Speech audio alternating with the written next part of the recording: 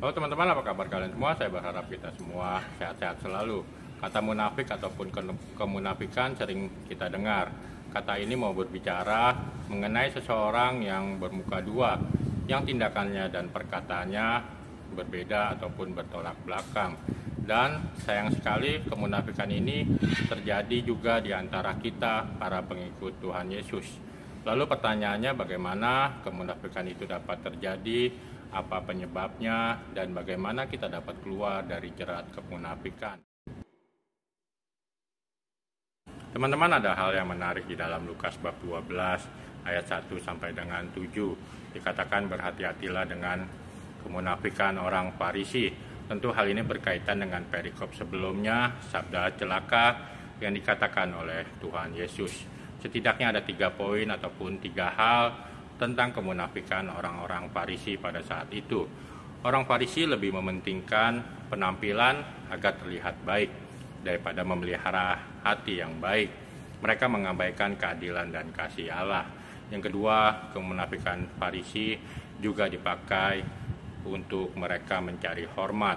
Dan yang ketiga, kemunafikan orang-orang Farisi terhadap hal-hal menindas orang lain ataupun menghukum orang lain.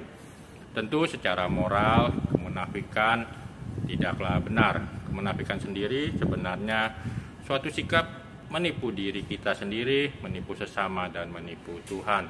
Namun dikatakan kemunafikan pada akhirnya akan terbongkar semuanya. Tidak ada yang tersembunyi di dalam Tuhan.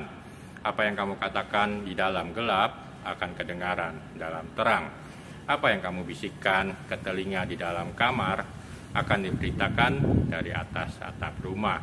Segala sesuatu akan terlihat dan terungkapkan pada waktunya.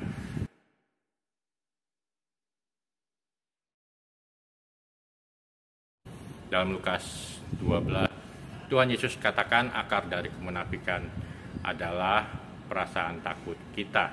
Aku berkata kepadamu, hai sahabat-sahabatku, janganlah kamu takut terhadap mereka yang dapat membunuh tubuh dan kemudian tidak dapat berbuat apa-apa lagi.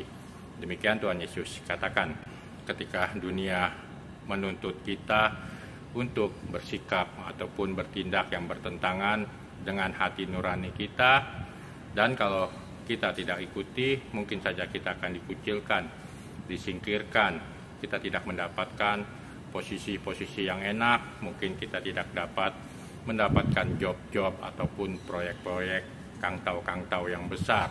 Atau di hal lain ketika teman-teman kita menuntut kita untuk mengikuti yang namanya pergaulan mereka ataupun aturan-aturan yang mereka buat, yang sebenarnya hal ini bertolak belakang dengan nilai-nilai kebenaran yang kita imani, dan kalau tidak diikuti maka kita akan dianggap tidak gaul, kita dianggap tidak setia kawan, ataupun mungkin kita akan disingkirkan dari pertemanan kita.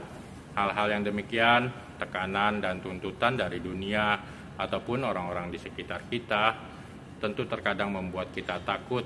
Kita takut dikucilkan, kita takut tidak mendapat job, kita takut tidak dihargai, dan seolah-olah bila tidak diikuti ataupun dituruti, maka kita akan mati.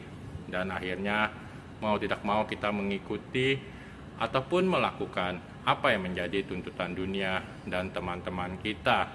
Kita akan menjadi manusia yang munafik, karena hal-hal yang demikian yang kita lakukan sebenarnya sangat bertolak belakang dengan jati diri kita sebagai pengikut Tuhan Yesus.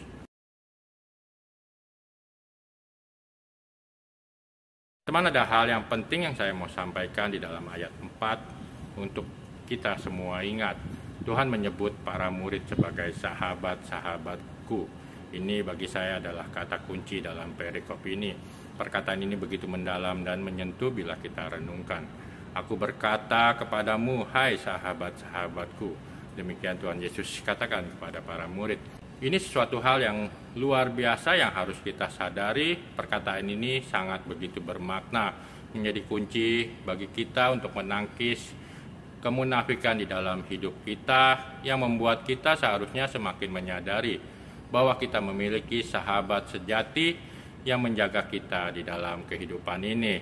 Sekalipun dunia dan teman-teman kita yang dengan tuntutannya seakan-akan dapat membunuh tubuh kita bila kita tidak turuti, kita harus yakin bahwa Tuhan adalah sahabat sejati kita yang akan menjaga dan memelihara hidup kita, bahkan sampai hal-hal yang tak pernah kita pikirkan dan kita bayangkan. Dikatakan bahkan sampai rambut kepalamu pun terhitung semuanya. Karena itu jangan takut, karena kamu lebih berharga daripada banyak burung pipit. Tuhan telah memperhatikan kita, menjaga kita, memelihara hidup kita, karena kita begitu berharga di hadapan Tuhan. Kita adalah sahabat Tuhan dan Tuhan adalah sahabat kita.